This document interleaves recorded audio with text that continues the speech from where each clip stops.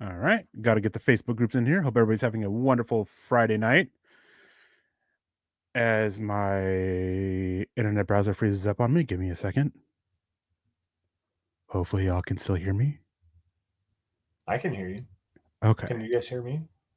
Can anybody hear us? Are we here? Can someone please tip us off if There we're we go. actually live or not?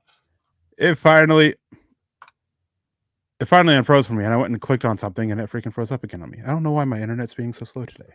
I have no idea what's going on because I'm not seeing any of the Facebook groups trying to come in here right now. So Well, yeah, because I haven't been able to try to add them yet. There we go. there we go. Hey. Sorry about that. Took a little bit. Hopefully, we get some green check marks, and we're good to go. Thank you, everyone, for tuning in for another episode of the Dev Valley Deep Divers. I am your host, Erick Trickel, and joining me, as always anymore, is the one and only Lance Sanderson. Lance, my man. Before we went live, you're telling me about how it's been a long week for you, a long work week, but I hope you're doing good, and hope we're able to sit here and chat football for the next half hour to hour, even though you do seem to be really tired. How you doing, man? Doing good, man. I put 52 hours in the last 4 days alone, and I still have to go to work tomorrow. So it's going to be a long, grueling process coming through the summer and getting everything prepped up for obviously Memorial Day. Fortunately, I have a vacation coming up here soon. So that's going to be pretty nice to be able to just step away and get some family time in. I'm looking forward to that. The wife and I are probably going to go to Spokane and go see her family for a little bit. So looking forward to that. But doing good, excited to be here. It's always great to be with you guys on a wonderful Friday evening to talk Denver Broncos football. Erick, my friend, how are you? I'm doing good. I'm excited. I mean, anymore, the little one goes over to my parents' house for Friday and Saturday night, which means the wife and I can get some, get some date night in, get some time together, which doesn't happen a whole lot. And we're going to be trying out playing some new board games that I got. I'm going to be playing a new video game called Blueprints. That's a puzzle game that's been getting a lot of talk about. So I'm excited for that. But first, we got to talk about some Denver Broncos here and say hello to some people here in the chat. We have Mike Thompson saying, "Hey, friends." Hey, Mike. We have Ernie Mays coming in, said go Broncos country only. Bo Nix 46. David Youngkin saying every team has some kind of lingering needs, and that is 100% true. There is no such thing as a perfect roster without needs. Every roster, even the best roster out there, would still have needs. Just the way it is in the way of the NFL, because there's always something, always a concern over injuries, always a concern over depth, always something out there. We've got Michael Davis saying, "What's up, Broncos country?" Jason saying, I have the answer to the inevitable question of whether the Broncos need to add a veteran running back. No, okay, move on." And Interesting. that's a interesting one. We have Michael Rokuo. There we go. Internet froze up on me again. It's going to be an interesting night if it keeps doing that. Saying good evening, Eric and Lance on the Dev Valley Drivers. Go Bo Broncos. Thank you, Michael, for your constant support every single week. And Quentin Caldwell saying, "Hey, everybody." What's up? Hey to you as well, Quentin. Glad you can join us. And then we do have some news today. We're going to get into it before we get into the conversation about the remaining needs on it. First up is the Broncos did make a couple of roster moves today, on top of signing some rookies and signing some rookie draft picks and signing undrafted free agents, 15 of them exactly. I think 20 of 22 rookies have now signed their contracts. Mm-hmm. Denver did cut two players. They cut Matt Hack, the punter that they brought in, and they cut the long snapper whose name I can't remember off the top of my head, and that came in Zach Zach Triner. Triner or something like that. They did cut two moves. Apparently, that the Broncos were sitting over the 90-man roster limit, though I can't figure out how. I have them now at 88, so somewhere I'm missing something. But two moves that they made because they kind of had to, not unexpected, especially the punter, Jeremy Crawshaw. He was drafted. He's going to be the punter. He was Darren Rizzi's dude. And then the long snapper, I guess that was just because of injury concerns over the long snapper that the Broncos have, Jacob Bobenmoyer. So maybe he's getting healthy, getting back ready to it, or they have somebody, coming in for a tryout as a long snapper that they're going to be looking to something. Whatever the case was, they needed the roster spot, and that led to these two guys being cut. Lance, do you have any other thoughts on that? No, not necessarily. I mean, you and I kind of went round and round a little bit about Jeremy Crawshaw being drafted in the 6th round. So obviously the Broncos, they found their punter. That's a guy that Darren Rizzi spent a lot of time with. Really spent a lot of time with at the Florida Pro Day, talking to him personally. So to me, that's not necessarily a surprise. Matt Hawk being the guy that they brought in was more of a surprise than them going and adding another punter to add competition, and then just saying, you know what, we don't need the competition. We found our guy. So is it Bowenmoyer or is it for Brony? is their long Is snapper, it right? Mitchell Fabroni? I think I it's don't Mitchell know. It's a Fabroni. long But snapper. it's a long snapper. Do we really care? No, I mean, I think you're right. I think it's Mitchell Fabroni, and I think he replaced Jacob Bobenmoyer. yes, yep. But he had shoulder surgery, if I remember correctly. There was a shoulder injury or something like that. That It was the was big some injury. I concern. don't know what it was. Again, it's a Yeah, long snapper. regardless, it is. It's not the sexy part of the roster, so like we don't pay eh, attention. Although I should know for sure who it is, and I Yep. apologize for not. So yeah, there's not much to it there. We do have Glenn Ashley saying, "Good morning, Eric, Lance, and Deacon Scott in Broncos country." Unfortunately, Scott does not join us on Friday nights anymore. It is his night off. And Peter Middleton saying, "Hi, DVDD. Good morning from Singapore. Good What's up, man? evening from Alaska to you. I hope everything's going good over there in Singapore." Mm-hmm. Jason saying, "Long snappers have feelings. I'm sure they do.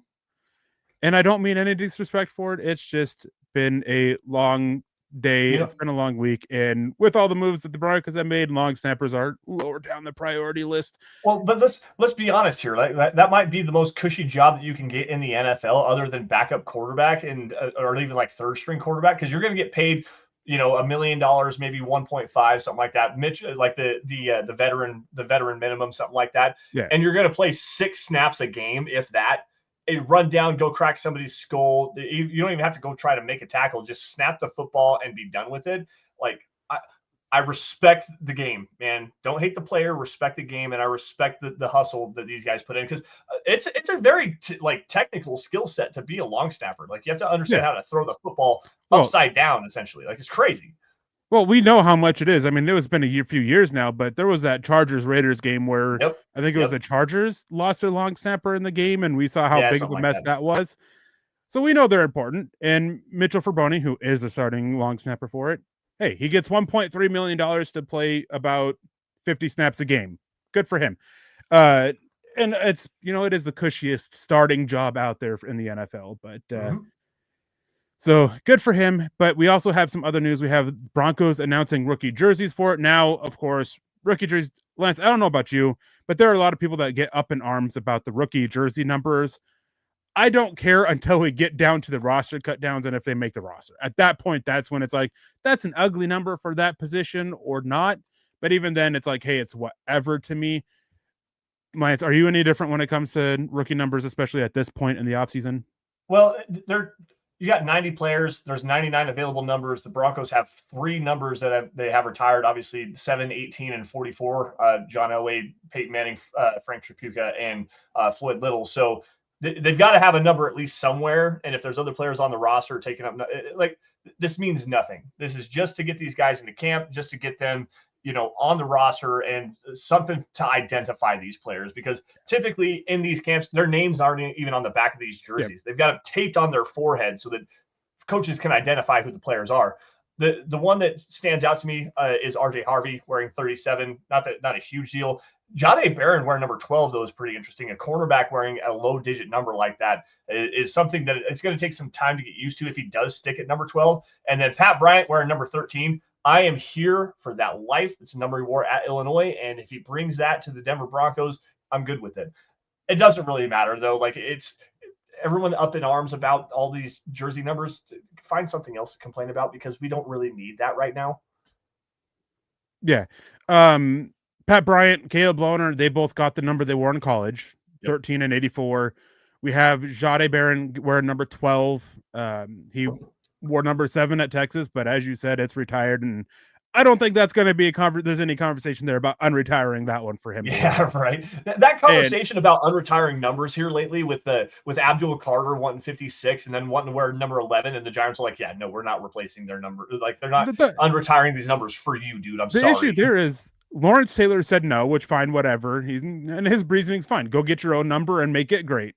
And then Phil Simms for number 11, he said okay, and then his family overruled him. That's silly.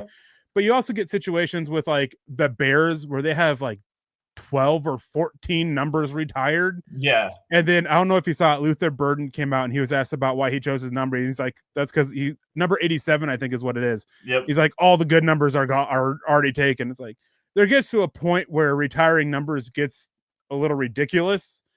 And I think as soon as you get to like over like 6, 7 numbers being retired, it's a little ridiculous at that point.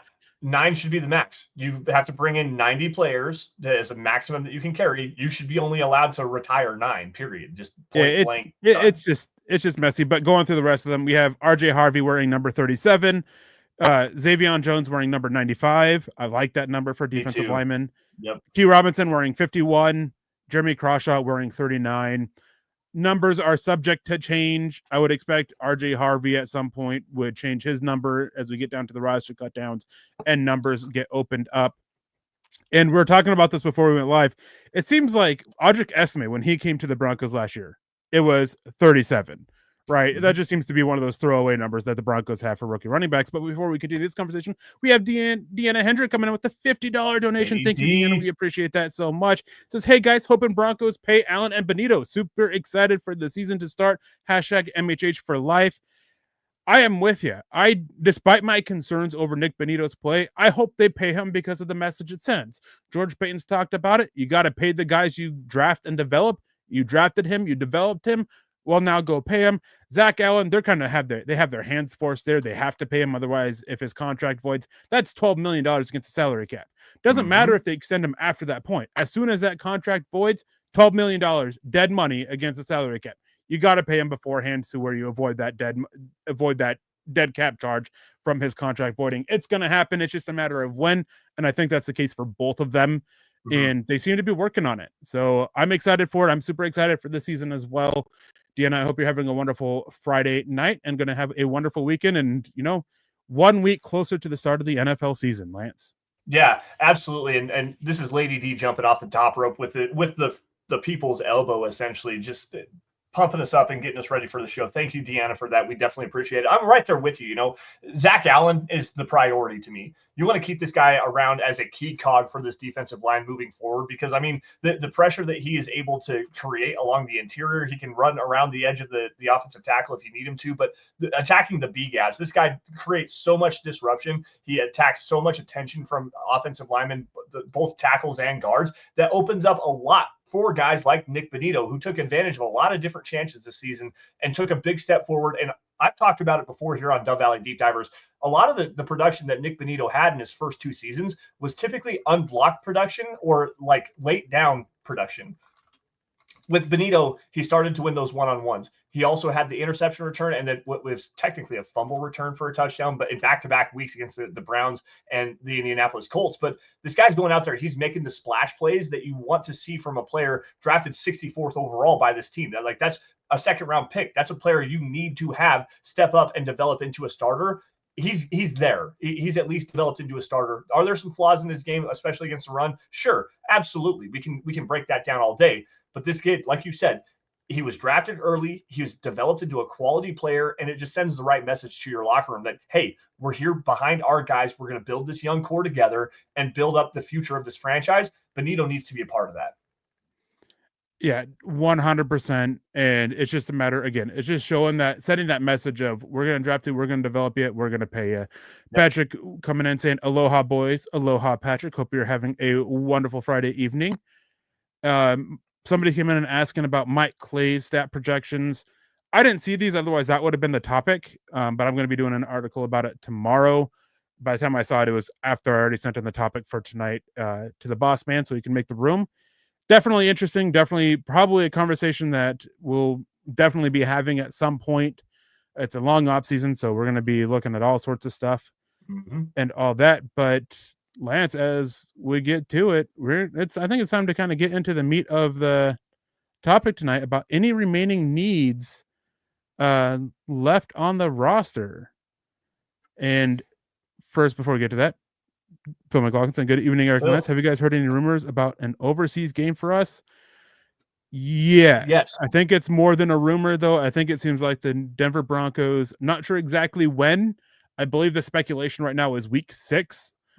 That they will be playing the New York Jets in London after the Denver Broncos made it clear they wanted to play the Indianapolis Colts in Berlin, but the Indianapolis Colts basically said no, because when you're the home team in an overseas game, you do have some say in who you play.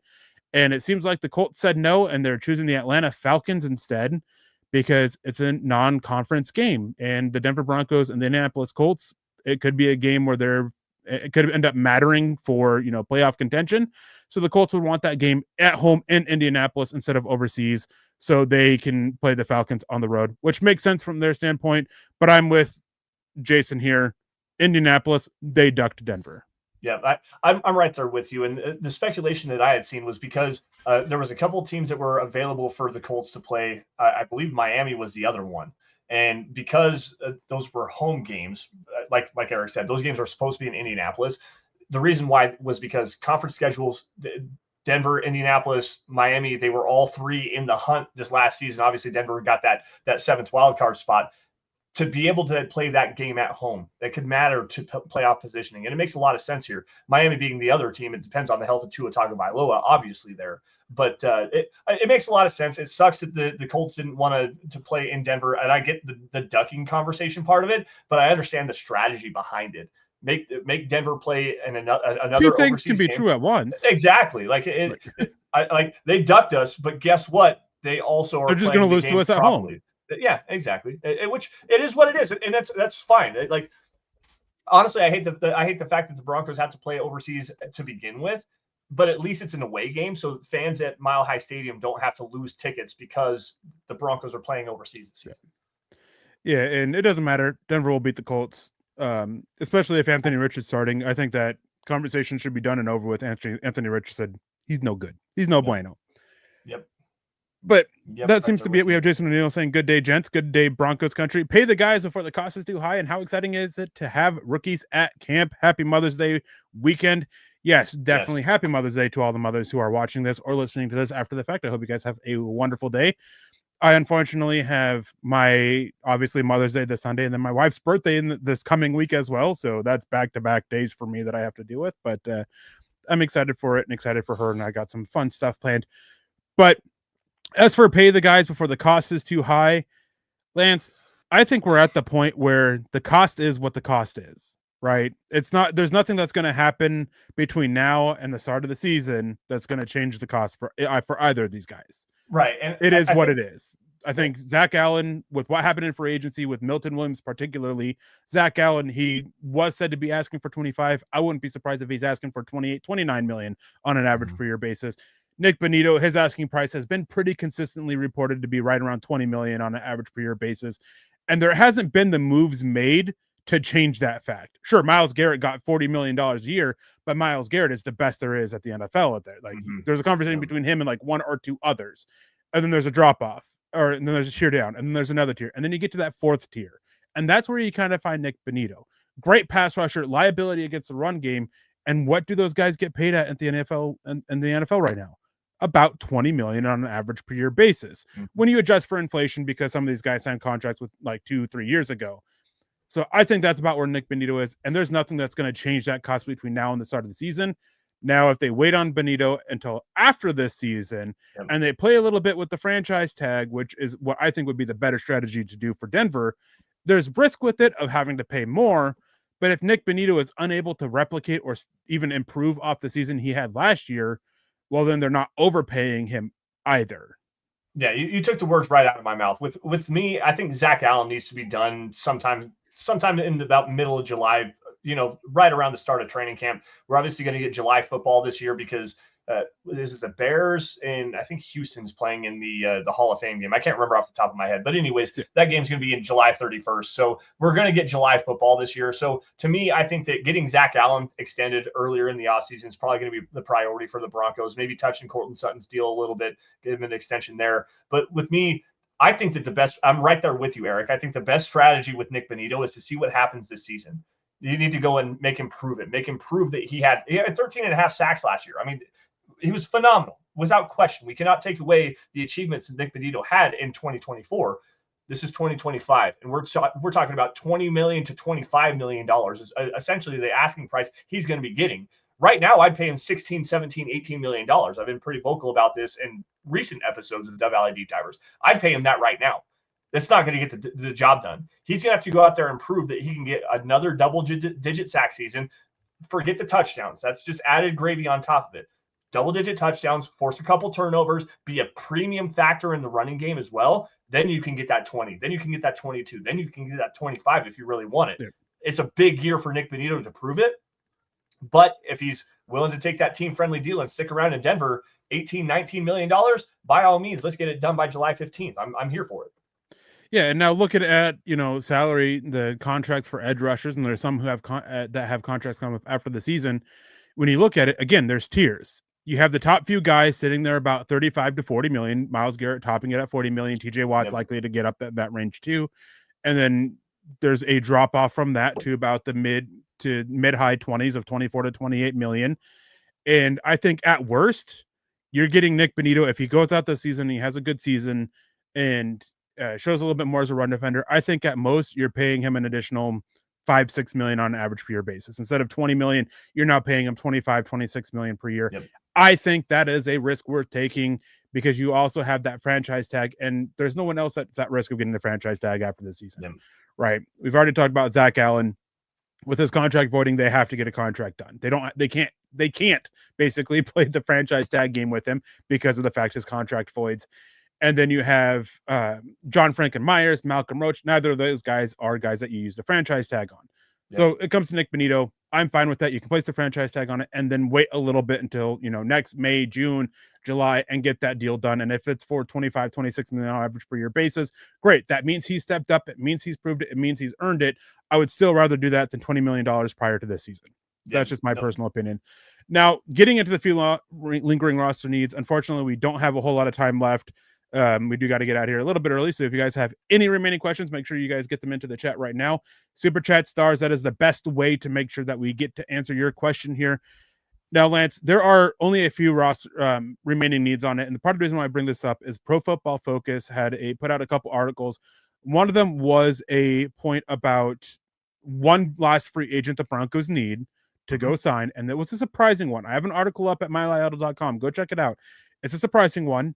I'm not going to give away the player, but we'll definitely get into the position. And then another article that they had was about the biggest remaining needs. Now, the biggest remaining need they had is probably one of the ones that is most obvious and probably the one that's beaten to death the most. That is the running back position because of the Broncos just have so much uncertainty there. I am fine, and I said this the other morning when I was with the morning show with Nick. I am fine with Denver waiting through training camp to see what these running backs can do before bringing a guy in. If it gets to it and none of these guys are really stepping up, or it's just one guy stepping up like RJ Harvey and then Audric Estime, Jaleel McLaughlin, Tyler Bidet, Blake Watson aren't stepping up, then go bring in a free agent, go trade for somebody, go make a move then. But give these guys a chance. You don't want to take away the snap counts from them, the snaps from them that they need to go out there and try and show and do what they can do. I disagree with you just a little bit here. I think that a veteran running back addition would really help this roster, at least coming into training camp, just for a guy that can go out and kind of teach these young guys the ropes. Obviously, Audric Estime had the fumbling issues this last season, struggled to see the field consistently last year, didn't earn the trust of the roster. RJ Harvey, long way to go. Yeah, he's Sean Payton's handpicked guy. You know what you're going to get from him. Jaleel McLaughlin, another kind of similar skill set, not quite the same, but explosive little shifty pass catching running back out of the backfield, going to be your third down guy. To me, I think they need to find a guy that can go and run between the tackles and also be a premium pass protector early in camp. And the big player, I've mentioned him multiple different times because you've got injury concerns. He's going to come on a cheaper contract. Nick Chubb is a guy that can come in and be a guy that can run between the tackles for you. He can be a guy that helps out in pass protection. He's a well-rounded running back. You're going to be a low-cost, high-reward type of a player here. And if you bring him in, it doesn't necessarily upset the apple cart too much. Like, he's going to get some touches. He's going to take some reps away from some of these younger guys. But who are the younger guys he's going to be taking reps away from? Blake Watson, Tyler Bidet, who we still have questions coming out of the spinal injury that he had in week 4 against the Jets last season. Is that a guy that you're really trying to lean on and like hang your hat on as a player, as a big time contributor for this team this next season? There's questions here. So to me, to go and find a reliable guy that maybe not reliable in the sense of injury concerns, but a proven player, a guy that can come in and, if nothing else, build some competition. Say, hey, we brought a veteran in, a guy that can do everything that we need you guys to do. Beat him out. It's a low risk, high reward competition kind of deal, low guarantees. And if he doesn't make the roster, then you've proven, Tyler Bidet, that you can be that 3-down player. You've proven RJ Harvey, you can be that 3-down player. You've proven Jaleel McLaughlin, you can be our 3rd down guy and be a reliable weapon year over year. Audric Estime, you need to take that next step forward. You get a player with a baseline like Nick Chubb, it just helps the roster in general. And I think that would be the prudent move. At least you go, maybe it's not Nick Chubb, maybe it's someone else. J.K. Dobbins, probably not going to happen there, but a veteran player that's been around the ropes a couple times might be the biggest need for this Broncos roster. I would say that it's not necessarily just taking away reps from Blake Watson or Tyler Bidet, who are both guys that you do want to see what they can do. You do want those reps there, because you did hit what the Broncos need out of the room. They have their 3 running back roles in there. They have their power back in Audric Estime. They have their explosive back in RJ Harvey, and they have their slasher back in Jaleel McLaughlin. They have their running backs aspects of it, but they don't have the pass protector. They don't have the receiver. When you go in and you bring in a guy like J.K. Dobbins or Nick Chubb, what are they going to be coming in and doing? They're going to be taking those snaps away from all of them. Yeah. You want to see Audric Estime step up in those aspects. You want to see RJ Harvey step up in those aspects, because right now RJ Harvey is a 2-down runner right now. We still need to see more of him as a receiver, and you can't trust him on 3rd down if you can't be a pass protector. Which means 1st and 2nd down. If you're using him on 3rd down, you know what you're getting out of him. Audric Estime, he showed some signs of life last year as a pass protector later in the season, but still has some room to go. And he's definitely that short yardage back that the Broncos need, that power back. But the issue with him, and I think this gets overblown a little bit, is the fumbles. Yeah, he had 2 fumbles in the first 9 carries, but he didn't fumble to close out the season. And also, you talk about him, struggling to see the field. He also got hurt. He missed 4 games because he ended up on injured reserve with an injury. And when he came back, he still picked average 4.1 yards per carry, which isn't great, but it's not bad either. And he was still able to make an impact and do well in that short yardage role situation. But you want to see him step up as a receiver and a pass blocker as well, and he's shown the steps there. Jaleel McLaughlin, I'm not counting on him stepping up. I think he's a 2-down slasher back, period. On 3rd down situations, you're using him in specific play calls and specific situations as a runner. He hasn't shown development as a receiver over 2 years. He hasn't shown development as a pass blocker over 2 years. I'm done there at this point. With running backs, they typically show growth over that first year in certain areas, and if they don't, that's typically it for them. Well, and it's just the way it is. And then with J.K. Dobbins, he's not an option for Denver anymore. He's with the unrestricted free agent tag that the Chargers place on him. If Denver signs him, the minimum is now going to be, I think, $3.4 million for him. No thanks, I'm out on that. And then the fact that he still would qualify the Jets or the Chargers for a compensatory pick, no thanks, because that's a compensatory pick that would eventually kick Denver out of it. Denver's projected to get 2 7th-round picks, so if you give one to another team that would be higher than what Denver would get for Javonte Williams, they are at risk of losing one of those. I'm not making any moves that gives, especially a divisional foe that. And then Nick Chubb, it depends on the cost, right? There's been some reports that he's still looking for $4+ million on an average per year basis. He no longer counts against the compensatory pick formula, but I'm not for that. If it's a vet minimum, I'm fine with that. But again, you get to that issue of taking away those reps from everybody else, and that is something that Denver can't do. And Jason Bonney says a blade of grass can tackle McLaughlin in the open field. That's fine, but McLaughlin's going to get you a few yards beforehand. That's what McLaughlin is. He is typically you see these slasher backs be a little bit bigger, be like 215 pounds, 210 pounds. And what they are is they can plant their foot and get upfield quickly. They're very much a north-south runner, and that is Jaleel McLaughlin's game. You can spread it out, going out wide, and then click and then, plant that foot and get upfield quickly and burst. That's what Jaleel McLaughlin has shown to be best at, and he kind of found himself filling that role to end last year, and that's when you started to see him be more successful. So running back is still a need, don't get me wrong, but I'm at that point of let's see what these young guys can do. Audric Estime is only 21 years old. He won't be 22 until September 6th. Jaleel McLaughlin is still pretty young. And, RJ Harvey, I mean, he's older, but he's still a rookie. Tyler Bidet, let's see what he can do. I'm not betting on him coming back from that spinal injury, but he showed enough last year to be like, okay, let's see if you can bounce back from that and see what you can bring. And Blake Watson, he is the best receiving back that the Broncos have right now. He's the only receiving back the Broncos have right now. So I don't want to take snaps from them yet. If we get 2 weeks into training camp and get right around that first preseason game, or maybe after that first preseason game, then I'm fine going and getting a veteran, because guess what? Veteran backs can come and pick things up quickly and still manage to contribute. Yeah, I'm right there with you. And I think that the way that I'm thinking here is just I don't want the tells. With a guy like Audric Estime, at least as of right now, you need to see more as a receiver. So if he's in Yeah. there on third down, you know that he's going to be in pass protection. You know that it's going to be a 4-man route. Yeah. You know that you have to worry about that. With Jaleel McLaughlin, at least he does bring some kind of versatility as a pass catcher. It's not the greatest. He can work as a screen receiver. He's definitely more of a slasher, like you said. RJ Harvey, we have a lot of questions about pass protection there. You know, if he's in there on third down, probably the ball is going to be in the air. Like there's some there's some issues here with this running back room, and I think a more well-rounded skill set would definitely round the room out in a much better way. And like we're on the same page here. So it's just a matter. The disagreement here is when Denver should add that. I think you give the young guys a shot to see what they can do in training camp first. Yep, that's definitely fair. Another big need for me, and this is one that was drilled in the chat during the live draft shows. Nose tackle. The Broncos don't have a big body at nose tackle. They have one guy who's over 315 pounds in Christian Dowell, an undrafted rookie signing out of UT Martin. And I'm sorry, I'm not betting on him being a long-term nose tackle in the NFL. I'm not betting on him making the roster, period. But there's not many other options out there. One guy who I would have loved Denver to go after and get, Jonathan Hankins, he's now going to Seattle. He signed a deal there. So there's not much left. I think this is the biggest need. They don't have a two-gapping nose tackle. Then with what you're looking at in the division, Ashton Genty, Marion Hampton, despite my issues with him, he's going to a good thing. And they have Najee Harris as well in Los Angeles. And then you have Isaiah Pacheco and Kareem Hunt as the runners in Kansas City. Not having that big two-gapping nose tackle after seeing what the Buffalo Bills were able to do by, controlling the middle and letting that trickle outside to control the edges and controlling the linebackers. Not having that two-gapper, that to me is actually the biggest concern for the Broncos and the biggest need they have on this roster, even more so than running back.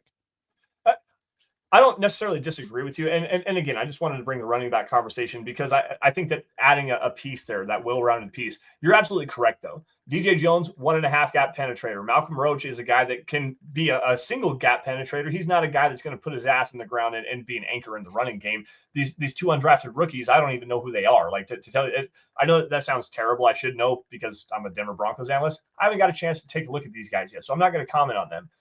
But you do need that two-gapping guy, a guy with good length, a good base, like an Alfred Collins, a guy that you had really liked for the Broncos in the draft coming out of Texas this season, a guy that can play with a good wide base, good wide length attack and shed and play two gaps at the same time. You don't have that.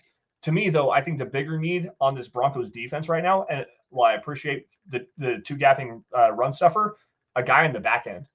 You need a player with range on the back end of the secondary. They went out and they added Talanoa Hufanga to pair with Brandon Jones. Both players play better moving forward towards the line of scrimmage and run support. They're not a rangy center field type of player. PJ Locke showed a little bit of range, but that's really not his best game. He's better quarter, half, or playing one half of the field. They need a guy that can play in cover 1 or cover 3 and be a single high post safety with range. And that, to me, was the biggest miss of this Broncos draft class, not going out and finding a player with that kind of range. There's not a whole lot to look out there right now. PJ Locke, I like him a lot. De'Aaron Turner-Yell maybe has enough range to do that, but I don't think so. And then J.L. Skinner, another player similar to Talanoa Hufanga and Brandon Jones, a guy that's going to be your more dime linebacker, a guy that plays in the slot, kind of coming downhill as a run defender. If he does actually see the field on defense, he's going to see the field primarily on special teams. They don't have a single high player on the back end of the secondary to accentuate the cornerbacks. That's a problem to me. And I think that's probably the biggest need for this defense right now is the safety position. Yeah, I would still say nose tackle, and there's not many options right now. I did a quick look for it. John Jenkins is the only one that's over 320 pounds. That's a decent enough two-gapping nose tackle that is worth the look. So Peter Milton asking, is there any free agent at nose tackle? John Jenkins, and that's about it. The rest have been signed up pretty quickly. And it's one of those things where maybe somebody gets cut at some point. There were a lot of big nose tackles that were entered the NFL through the draft, but there's still those there. As for safety, Jason Bonney says Brandon Jones was one of the highest graded safety in the league playing deep last year. He was. And part of that is how little he did it. Now, when you go back to 2013, Brandon Jones was used a lot as a deep safety with the Miami Dolphins in that final year, and he struggled a lot with it. So there is still a major concern with Brandon Jones being able to play that deep safety role, which it seems like it's going to. This is one thing when Nick and I had Cody Alexander on to talk about the Broncos roster and the defense in particular and needs and stuff like that. He highlighted Brandon Jones playing deep and Talanoa Hufanga playing closer to the line of scrimmage. And he's really big fan of Brandon Jones playing deep. I disagree because last year when we saw it happen, it wasn't the best, even despite his Pro Football Focus grade, because Pro Football Focus grades, while we use them, they're not the best, and plays in coverage like interceptions are a big boost to them. Mm-hmm. And having worked for Pro Football Focus years ago, I have issues with their grading system and understanding how much those big plays on the ball can impact it. And Brandon Jones wasn't, great outside of those big plays. Those big plays definitely are a boost to it. But I think it's fine if you're going to use kind of I don't want to say 50-50 roll with it, but if you're doing like, 35-35 between the two split, that's fine, but you still don't have that other. Are you going to do play too high the rest of that? That's not really Denver's game. So I do agree that they do need a safety. And, I mentioned that Pro Football Focus article earlier about the one remaining free agent left. That was a safety. And it was a safety who does well when playing, that deep, the deep third of it. Some injuries and stuff have, affected his play and affected his fact that he's still a free agent. So that is one thing that could be worth looking in, because right now you're looking at, Devin Key stepping up into that role. We know PJ Locke can't. PJ Locke was terrible when trying to play the deep, the deep third of the field over the last 2 years when he was, put in as a starter. That's why one of the reasons why Denver did end up using Brandon Jones so much as a deep safety last year is because PJ Locke wasn't able to do it. Mm-hmm. And so it's a lot of issues there, but safety is definitely a need. They have some young guys that are worth it, but it's also one of those positions of like injuries can really zap a player. So with the free agent that's out there that Pro Football Focus had, make sure you guys go check out my article on milehighhuddle.com to find out who that player is. It's definitely a risk and all that. Now, Lance, before we get out of here, there's a couple things here in the chat that I wanted to grab. We had Michael Ronquillo saying, great show tonight, Eric and Lance on the Dove Valley Deep Divers. Go Bo Broncos. Thank you, Michael, for the support. And David McIlrath, the Papa Bears, with the $2 notion saying, good evening, Broncos country. Good evening, Papa Bear. Hope you are doing well and everything's all good with you. But Lance, before we get out of here, is there any other position that really stands out to you that is a need for the Broncos right now?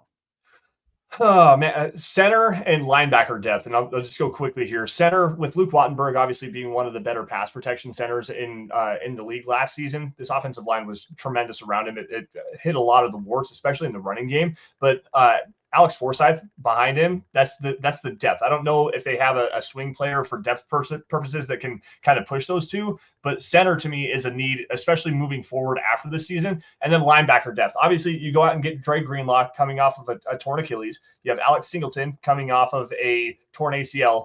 Justin Cernod played well for the most part. Lavelle Bailey had some decent snaps.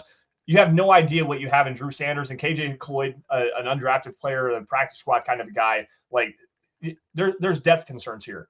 If Alex Singleton can play, and it sounds like he's going to, he did an interview, I believe, with DNVR a couple of days ago saying he's going to be ready to go. Beyond that, Sternad, quality depth player, quality special teams player. What else do you have there? You have an undrafted free agent and KJ Cloyd and Lavelle Bailey, and then Drew Sanders, a former third-round pick that just has not found a position. He has not found a home. The Achilles injury he suffered last offseason, almost exactly a year ago, derailed his development. What is he coming into the season? The depth concerns at inside linebacker are a major concern to me. Yeah, I definitely get it. I disagree with you at center, simply because the Broncos have multiple options. Obviously, they hope that somebody steps up and becomes that long-term guy. Maybe it's Luke Wattenberg after this year and they sign him to an extension. Maybe it's Alex Forsyth next year and they sign him to an extension. Maybe it's Nick Gargiulo after that season and he steps up. Maybe it's Clay Webb comes in and wins it. They have plenty of options there. If you bring in a veteran at this point, you're just taking away snaps from those guys. That's fair. I'm fine seeing what those guys can do. And I've been very critical of the center position for years. And so I'm fine with letting it play out there. As for linebacker, I'm in agreement with you. But I think that what eases the concern a little bit is I don't expect the Broncos to use two linebackers this season a whole lot. Yeah. I think it's going to be a lot of 5-1-5s. Yep. And when they do use two linebackers, I wouldn't be surprised if we start seeing one of those safeties slide down. Hufanga sliding down particularly, and we see that third safety being inserted, whether it be PJ Locke if he makes a roster, Devin Key, or maybe they're using, another corner kind of in that role. Or something like that. The going to player they took multiple at 20 corners. overall, Jahdae Barron, can slide back and He'll be play in the some slot. safety. He's not sliding in at safety. He'll be in the slot. What I'm do you do with talking about Jaquan like McMillan? Kamari Mathis or Jaquan McMillan or somebody like that. Chris Abrams-Drain, somebody else like that stepping into that role. Maybe even JL Skinner. Maybe it's the situation where JL Skinner comes in as a linebacker and Talanoa Hufanga and Brandon Jones are playing a little bit deep. So safety, so linebacker, it's one of those things of like, yeah, in pure linebacker depth, when you're talking about 2-3 linebackers, maybe 4 linebackers on the field at a time, which is, not going to see with Denver, it's going to be typically 2 at most. Denver's fine. If Alex Singleton isn't able to play, I'm content with, a combination of Justice Renard, Drew Sanders, Q Robinson, being that A-gap mugger. Mm-hmm. Lavelle Bailey, I'm interested in seeing what he can do. I'm fine with it. Just because of the numbers aspect of it.